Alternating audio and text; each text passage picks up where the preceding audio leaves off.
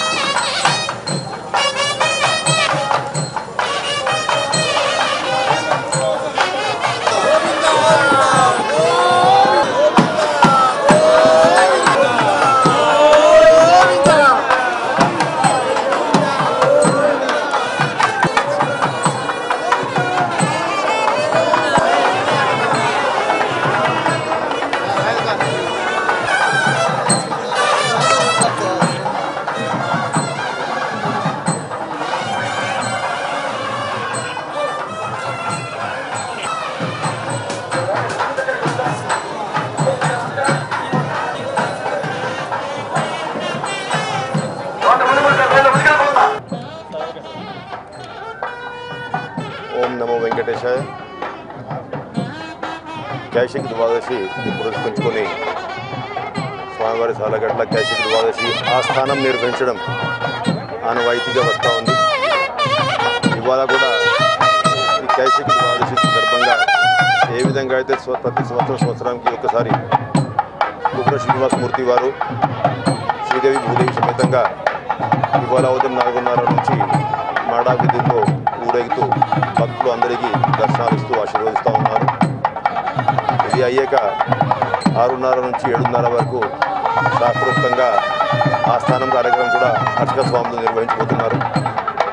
ఈ సందర్భంగా భక్తులెవరికి కూడా ఇబ్బంది లేకుండా కొన్ని ఆరోగ్య సేవలు ఇవన్నీ కూడా రద్దు చేసి ఈ కార్యక్రమాలు అంతా కూడా శాస్త్రోక్తంగా కొనసాగిస్తూ ఉన్నాం. ఈ సందర్భంగా స్వామివారి కృపాకటాక్షలు వచ్చినటువంటి భక్తులందరికీ మిగతా స్వామివారి భక్తులందరికీ కూడా కృపాకటాక్షలు ఎప్పటికీ కలుగుతుండాలని ప్రార్థిస్తూ ఓం నమో వెంకటేశ్వర.